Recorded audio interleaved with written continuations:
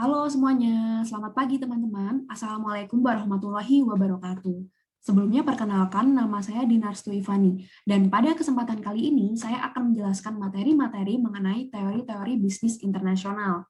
Nah, teori yang akan dibahas pada pertemuan kita kali ini ada 3 topik nih. Yang pertama teori merkantilisme, kedua teori klasik, dan ketiga teori keunggulan komparatif. Nah, sebelumnya, kalian udah pada tahu belum sih apa itu teori bisnis internasional? Nah, belum tahu kan? Oke, aku jelasin ya.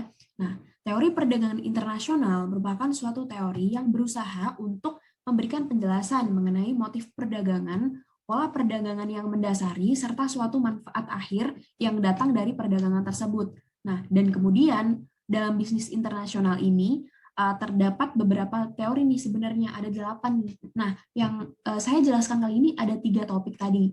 Nah, untuk kelima teori lain akan dijelaskan oleh teman saya yang lain nanti. Nah, kemudian langsung kita mulai ya untuk yang pertama yaitu mengenai teori merkantilisme. Nah, jadi teori merkantilisme merupakan suatu teori yang didasarkan terhadap gagasan bahwa pemerintah itu harus berpartisipasi atau terlibat dalam transfer barang antar negara untuk meningkatkan kekayaan setiap entitas nasional. Karena di sini individu itu tidak dapat dipercaya. Namun kekayaan di sini itu dalam teori ini diakumulasikan dengan kepemilikan logam mulia, terutama emas gitu. Nah, untuk konsep merkantilisme dalam konsep ini itu menggabungkan 3 kesalahan. Kesalahan pertama, nah, ini kepercayaan yang salah mengenai logam mulia dan emas yang dianggap memiliki nilai intrinsik. Padahal ya, sebenarnya tidak dapat digunakan untuk produksi atau konsumsi. Nah, oleh karena itu, negara itu menganut konsep merkantilisme ini dengan menukar produk dari kapasitas produksi atau pertanian mereka dengan kekayaan non-produktif.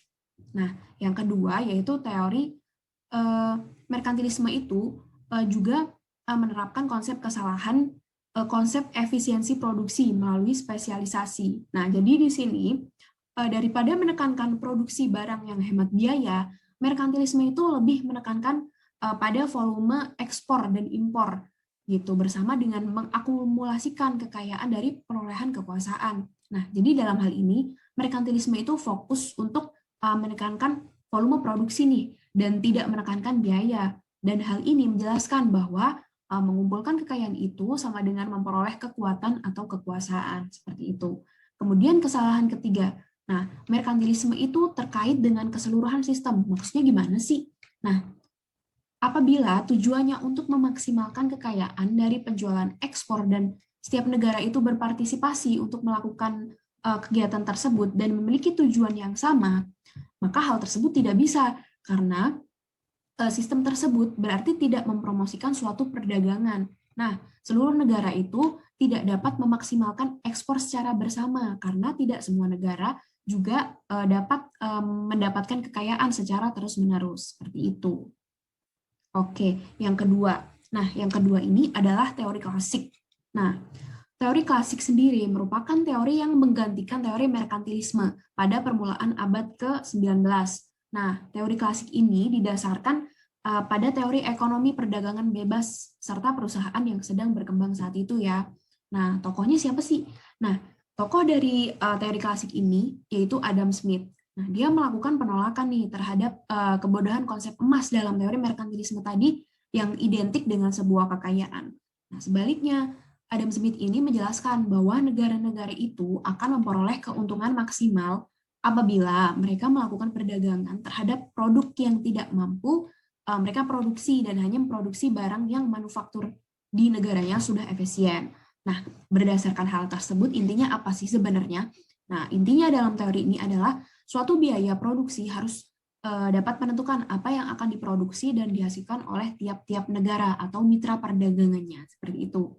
Nah, contoh sederhananya, misalnya begini, ada dua perdagangan antar dua negara, yaitu dari negara Yunani dan Swedia. Mereka sama-sama memproduksi olives atau minyak zaitun dan martini glazes. Nah, di sini 500 olives diproduksi setara dengan 100 martini glazes. Di Yunani membutuhkan 100 unit untuk olives dan di Swedia membutuhkan 500 unit. Nah, untuk martini glazes-nya di Yunani membutuhkan 500 unit dan Swedia 300 unit. Nah, jadi dalam ilustrasi tersebut itu dapat dijelaskan bahwa untuk 100 peti martini glazes yang nilainya setara dengan 500 olives itu membutuhkan 500 unit sumber daya kan atau tenaga kerja untuk diproduksi. Nah, karena setiap gelasnya itu harus ditiup dengan menggunakan alat peniup gelas dengan tangan. Nah, dalam hal ini maksudnya olives itu harus ditanam di Yunani dan martini glazes yang diproduksi di Swedia itu harus diperdagangkan supaya mereka itu seimbang gitu.